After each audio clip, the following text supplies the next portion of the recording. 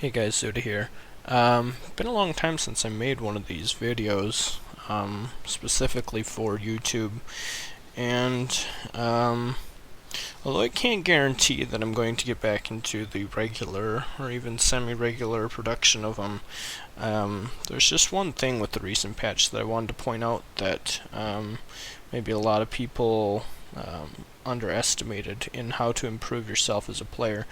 And that's by using the post-game stats to really help you improve your gameplay and being able to fix your own mistakes by just analyzing some of these graphs. I know that a lot of people like to look at the score, and that's all kind of cool to see your score, how many units you trained, all that kind of stuff. But there's two in specific that I think really will improve players. I mean, the simple fact of the matter is, people are not machines. Is something died in the background. I don't know what that was. This is just a skirmish game, by the way. I just killed King Armor in like 10 minutes and then started making this video just so I could get the post-game stats video. And while I was doing this, I made some very deliberate errors so that I could emphasize the points that I want to make in this video. And so, like I was saying, it's cool to be able to see the military units you trained and stuff like that. But the two most important ones, and the two that I want to highlight in this video, are idle villagers and current villager population. So let's start over here on current villager population. I'm pretty sure that everyone has heard the saying, constantly building villagers. And when you are constantly building villagers, I'm going to get rid of Narm here. Like I did in Age 1 here, you should have this very nice stepwise function, and it should be very consistent. You can see there's other portions of the graph that look very, very similar to that. Here, for example, here, for example. But anytime you see irregularities, such as like this, that means you're not building villagers. And I mean, of course, you're always going to have one when you age up because you're not aging. Oh, something else died. You're not aging.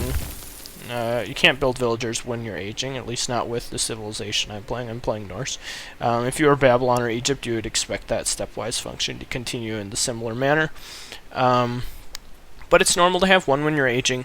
But from there on out, you should be trying to eliminate as many of those extra little flat bars as possible. And so, these portions of time are just time when your town center is sitting idle. It means, maybe you're pop camped, maybe you don't have enough food to build villagers. It can be a whole host of things. But the short story is that you need to be continually building villagers, and by just looking at your graph after the game, and especially analyzing the portion of the graph between when you just age up, which is going to come right after that flat bar, or around the 315 mark if you're playing Egypt or Babylon or one of those other civs. Between that point in time and the time when you get to about, say 40 villagers, 40 or 50 villagers, you should be able to pretty easily hit the 40 villager mark.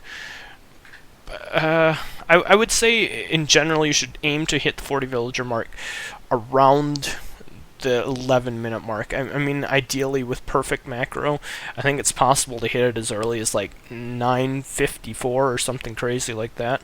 But don't strive to be perfect. Strive to be as good as you possibly can. And so I would say if you're hitting it by the 40 mark by 10:30, 11 minutes, you're doing pretty good. There's going to be times when you're going to have to idle your TC. Maybe you have to make a decision between queuing up a hypaspist or a villager, and so you idle for a couple seconds there. That kind of thing, that's pretty minor. But you just want to avoid having these long periods of downtime. And obviously, you can see I fell asleep at my keyboard or something making villagers at the end, just didn't make any more. And the more of those you can get rid of, and the more fluid and step-like you can keep your function, or your graph at the end, I think a lot of people will find they're going to have a much easier time keeping up and score, especially against better players, and in turn it's going to make you a better player. So that's the first graph I wanted to highlight. And the second graph I want to highlight is macro-related as well. It's very closely related to the number of villagers you have, and that is the number of idle villagers you have. Of course, if you're making villagers constantly, you've got a lot of villagers out, you want to have them all working. You don't want to have them just sitting around being lazy bums and not doing anything. Which directly leads to this graph here, the idle villagers. And the idle villager graph is maybe even more important than the other graph, just because I think making villagers is pretty easy for a lot of people, and once you get in the habit of pounding, the hotkeys for creating villagers and jumping to your town center and all that jazz, it kind of just becomes part of your build, part of your almost a reflex, you might say. But keeping them tasks and constantly micromanaging your villagers and getting them constantly working and working optimally is something that's far more difficult and far more action intensive, you might even say. And so by analyzing this graph at the end as well, and seeing when you have big spikes like this, that's the kind of thing you want to avoid. This means, you had a whole bunch of villagers go idle, and if you didn't notice it for a long period of time, that really cuts into your macro and really cuts into your ability to gather resources. So, of course, you're going to have these little blips. That means probably one or two villagers, either maybe you got pathing blocked, maybe, a hunt ran out and you were a little late, getting to them. That kind of a blip is going to happen.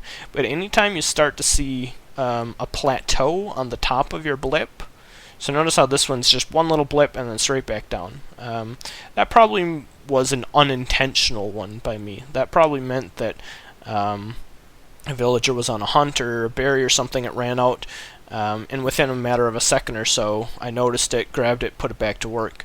No big deal.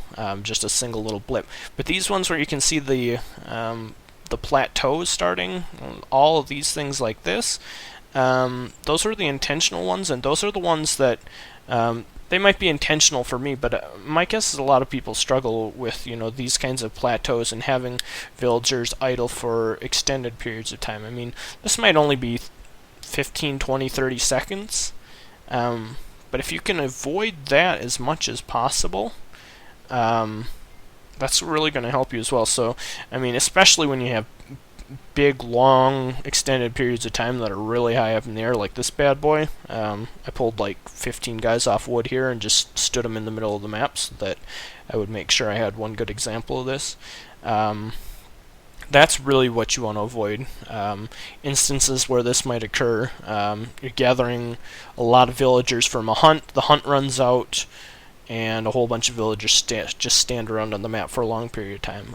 Later portions in the game, a gold mine runs out, a bunch of villagers just standing around the middle of the map. If this is, a big spike, and then it immediately recedes straight back down, that means you caught it early. And you did a good job of catching that right at the start, which is what you want to do. Especially in the late portions of the game, the gold mine's going to run out. You're not going to be looking exactly where you need to be looking, and as a result, you're going to have a big spike. But what's going to define the good players and separate good players from maybe not so good players is how long it takes to notice those kinds of things. So anytime there's a plateau on top of your little blip, you want to make sure you're catching that earlier and make sure you're really focusing on those points of the game. So I think if everyone, even good players, tried to consider those two things, myself included, I look at it almost every single game to make sure, I didn't have some egregious lack of creating villagers or idle villager time. I think if everyone kind of tries to monitor those two things, if you're looking to improve as a player, especially if you really work on those two things and use the post-game quest stats to really help stay on top of that, I think a lot of people will find a more fluid and better overall style to the macro and game plan as they go forward. So hopefully you found that helpful. If you have any questions, go ahead, let me know. But other than that, thanks for watching.